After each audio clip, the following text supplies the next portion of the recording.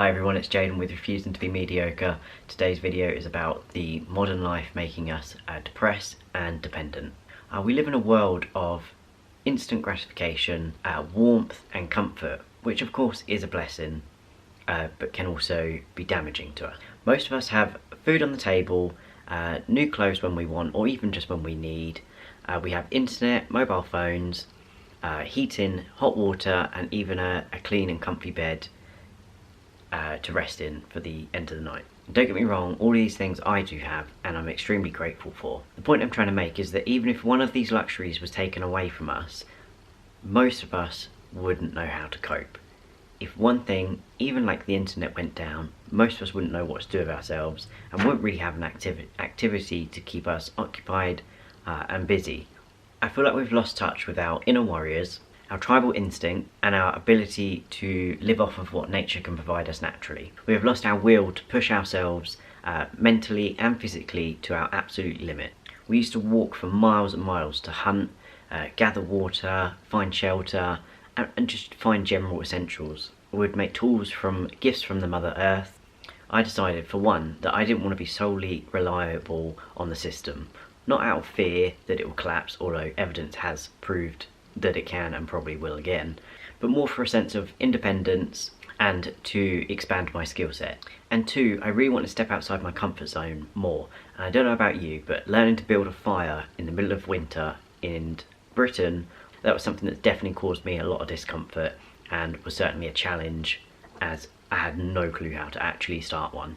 It wasn't as simple as I thought it was going to be. It gave me a great sense of accomplishment and added another skill to my arsenal. But I can also not fully explain the gratitude that I had when I finally came home into the dry and the warmth. I can sometimes lack gratitude for what I currently have, as because I'm quite ambitious and see a bigger picture, sometimes I can lack gratitude for what I currently have. So that challenge in itself really taught me to be so grateful when I eventually got home. And yeah, I actually realised that I didn't need as much as I thought to feel, comfort and warmth and safety. So it was certainly a beneficial activity for me, and one that I would happily do again. I know that some people listening to this might question my sanity for seeking discomfort, and don't get me wrong, I have been asked in my everyday life, is this like an ADHD thing, or what's with the camping or doing things that are a bit out there, like swimming in the sea in the winter, doing crazy mud runs, things that really a lot of people would find complete, they'd just be in a state of fear and wouldn't look to do them at all, where I'm just like throw myself in the deep end and hope it works out. Because isn't it against our natural instinct to, our natural instinct is to seek comfort and safety. So yeah, it's going against our natural instinct to do things that are uncomfortable, maybe a little bit risky. The answer really is yes, it is against our natural instinct, but that is more reason to do it and do it more often. Right now, your brain is literally doing everything that it can to keep you inside your safe and warm and comfort bubble. The problem with that is pretty much that there is zero growth there. We didn't seek to grow and do more when our brains first evolved, and we still have a million-year-old brain, and for the most part it doesn't fully serve us in our modern day life. We now seek more fulfillment and accomplishment rather than just simply seeking to survive. And if you especially are seeking more than a mediocre life, your brain is probably working even harder against you, because you're probably doing more things that are discomforting, and your brain will be in a bit of a state of panic and will probably work harder to pull you back into your comfort zone. So that's why you have to fight back, and you have to do these things that are uncomfortable, that are challenging, because I personally would like to find out what I'm capable of mentally, but also physically. I want to find out really what our body and mind can do, especially when they work together. I want to see what it's truly capable of achieving and what it's really capable of overcoming. I want to reach my full potential in all areas of my life.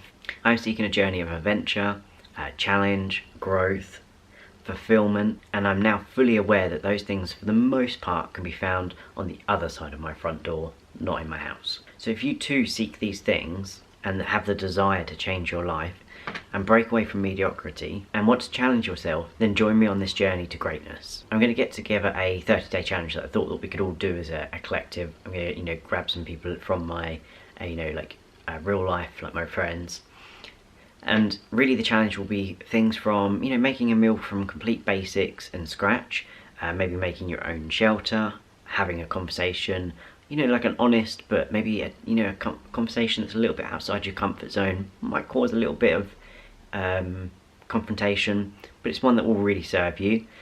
Maybe a challenge to go live on, social media, like a platform, especially if that's something that you've wanted to do for a while, but put it off a little bit. This could be like a little nudge and some support in helping you to do that. But ideally, if you could all drop your ideas and for different days, challenges below, I will get this together for New Year. I think it would be a really cool challenge to start the new year with.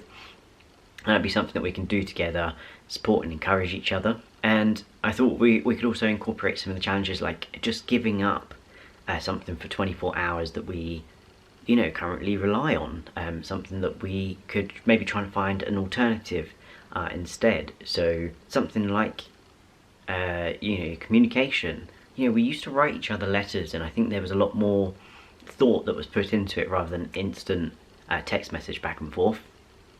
So a challenge could be to write a letter to somebody that you either speak to all the time but maybe not have deep conversations with, or someone maybe that you haven't spoken to for a while. It could be a family member or a friend. So this is sort of like the ideas that I currently have, but if you've got any challenges that or a challenge that you've wanted to do for a while but just not got the courage to do so, drop it below. I'll be curious to see what ideas everybody comes up with. Of course, they kind of got to be reasonably accessible to everybody worldwide, so that's what I'm trying to keep in mind, as I have followers and friends from all around the world, which I'm very grateful for. And things like learn to start your own fire. I did it with somebody that knew what they were doing, so they could assist me, and I also did it like in a safe environment. I didn't want to burn any forests down. So make sure when you're doing these challenges you're not causing any harm to nature or the environment that you're choosing to do it in. I'll leave the video here. My coach has challenged me personally to do a 30-day challenge of recording videos every day, just to get the discipline in, because it is something I want to do consistently. So thank you for watching this video, and I'll look forward to speaking to you tomorrow.